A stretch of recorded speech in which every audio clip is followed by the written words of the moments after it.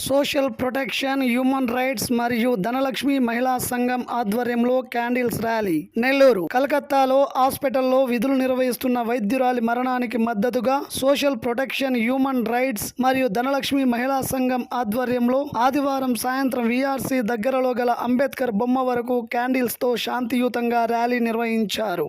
నా పేరు రాజేశ్వరి, ఉస్మానియాలో డిస్ట్రిక్ట్ సెక్రటరీగా చేస్తున్నాను. నేను పిల్లల్ని ఈరోజు మనము ఈ సమాజంలో ఉండి కూడా ఆడపిల్లల్ని బయటికి పంపించాలన్నా కూడా ఎంతో బాధపడతా, ఎంతో మదన పడతా స్కూలుకు పంపించాల్సి వస్తుంది.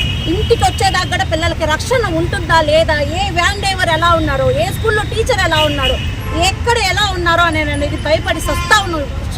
అనుసరం పిల్లలు వచ్చేదాకా కూడా ఇంటికి వచ్చి వాళ్ళ మొహాలు చూసేంత వరకు కూడా మా పిల్లలకి రక్షణ ఉందా లేదా అనేది అర్థమే కావటం లేదు. ఎన్నో చట్టాలు తీసుకొని వస్తున్నా, ఎన్నో చట్టాలు తీసుకొని వచ్చి చేస్తున్నా కూడా ఈ రోజుల్లో చేసేవాళ్ళు పనులు ఎట్లాంటి ఏదో పనులు చేస్తున్నా కూడా చేసుకుంటా పోతానే ఉన్నారు. అందరికీ నమస్తే అండి. నా పేరు Shri Dhanalakshmi, social protection, human rights South India president, Shri Dhanalakshmi మహిళా సంఘానికి స్టేట్ జనరల్ సెక్రటరీని.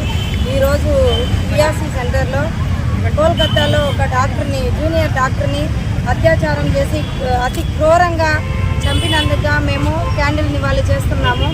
అందుకు గానుగా చట్టాలు విదేశాలలో ఎలాంటి చట్టాలని అమలుపరుస్తున్నారో అలాంటి చట్టాలు మన భారతదేశంలో కూడా కఠినంగా, ఇలాంటి క్రూర ముఖాలని కఠినంగా శిక్షించాలని చెప్పని మేమందరం మా మహిళా సంఘాల మూలకంగా, మానవ హక్కుల సంఘాల మూలకంగా కోరుకుంటున్నాము.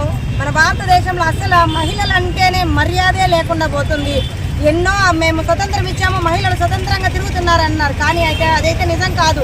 ముసలిళ్ళని వదలట్లేదు. ఎన్నో మీటింగ్లలో మేము చెప్పుకుంటున్నాము, ముసలి లేదు, ముతక లేదు, చిన్నపిల్లలు లేదు, వరుస వావిలు లేవు.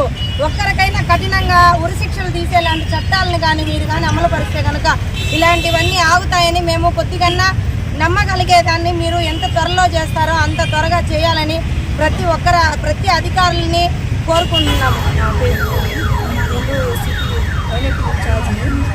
ఇక్కడ ఒక్కొక్కటి జరిగినప్పుడు మనకు బయటికి రావాలని ప్రతి క్షణం భయం వేస్తుంది. చిన్న పిల్లకాయలు, 3 సంవత్సరాల పిల్లకాయలు, 10 సంవత్సరాల పిల్లకాయలకి లాస్ట్లో 50-100 సంవత్సరాలు కూడా వదలట్లేదు. ఇలా ఎందుకు చేస్తున్నారు, ఇంకెందుకు ఇలా చేస్తున్నారు మీరు చెప్పాలా, చెయ్యాలా.